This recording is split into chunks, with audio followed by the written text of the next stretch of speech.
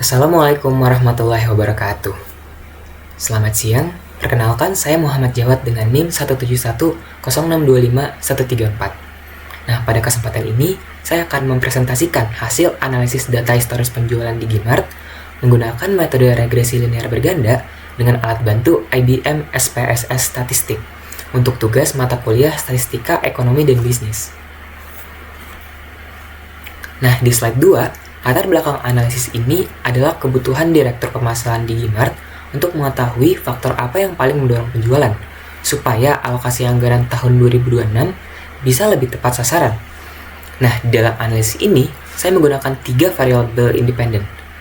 Ada X1 sebagai biaya iklan, X2 sebagai diskon, dan X3 sebagai web traffic, dengan variabel dependennya adalah Y, yaitu total penjualan bulanan. Nah, data yang dianalisis mencakup 20 bulan historis. Nah, di slide 3, sebelum menarik kesimpulan, model harus lolos uji kelayakan atau yang disebut sebagai asumsi klasik. Nah, ada 4 uji yang dilakukan. Yang pertama, ada uji normalitas dengan Kolmogorov-Smirnov. Hasilnya, sig 0,200 lebih besar dari 0,05, yang artinya residual berdistribusi normal, atau ini tuh lolos uji. Nah, yang kedua ada uji autokorelasi dengan Durbin Watson. Nilainya 1,868, masuk rentang aman, sekitar 1,5 sampai 2,5, yang artinya ini tuh nggak ada korelasi antar periode, yang artinya ini lolos uji. Nah, yang ketiga, di sini ada uji heteroskedastisitas lewat scatter plot. Nah, titik-titiknya ini menyebar secara acak, nggak membentuk pola, yang artinya variance error konstan ini berarti lolos uji. Nah, yang keempat ada uji multikolinearitas atau VIV untuk X1 dan X3 yang memang di atas 10. Nah, ini perlu diperhatikan, yang artinya ada keterikatan antara biaya iklan dan web traffic, yang memang wajar karena keduanya tuh cenderung naik bersamaan.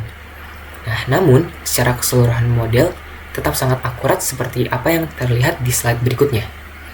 Nah, di slide 4 ini adalah temuan yang paling penting. Model regresi yang dibangun mampu menjelaskan 99,3% fluktuasi penjualan di Gmart. Artinya, hampir seluruh pergerakan angka penjualan dari bulan ke bulan bisa dijelaskan hanya dengan 3 variabel ini. Hanya 0,7% yang dipengaruhi faktor di luar model. Uji F mengkonfirmasi bahwa ketiga variabel secara bersama-sama berpengaruh signifikan terhadap penjualan. Dengan F hitung 709,66 dan nilai signifikan jauh di bawah 0,05. Nah, ini berarti model kita tuh sah dan layak digunakan sebagai dasar pengambilan keputusan.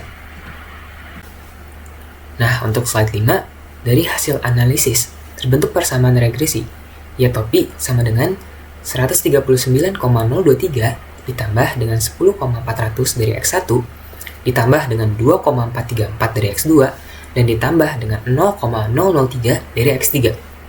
Nah, dari tabel koefisien, ada 2 variabel yang terbukti itu signifikan secara parsial. X1 biaya iklan adalah yang paling dominan, dengan koefisien 10,4 dan beta tertinggi 0,736.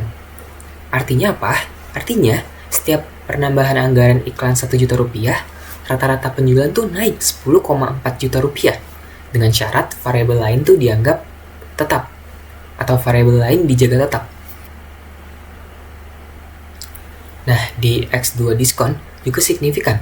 Dengan koefisien 2,434, setiap kenaikan 1% diskon mendorong penjualan naik rata-rata 2,43 juta rupiah. Sementara X3 web traffic tidak signifikan secara parsial dengan sig 0,993.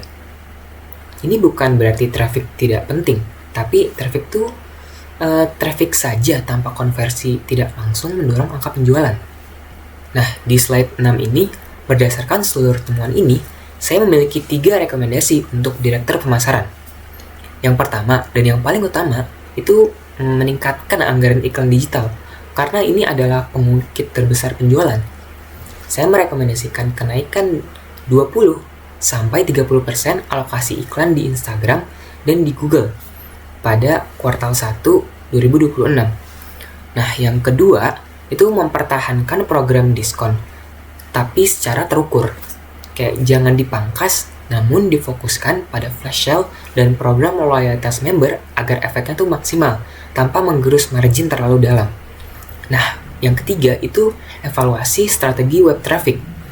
Kayak daripada mengejar volume kunjungan, Digimart tuh lebih baik fokus pada kualitas traffic melalui retargeting dan SEO yang berorientasi konversi.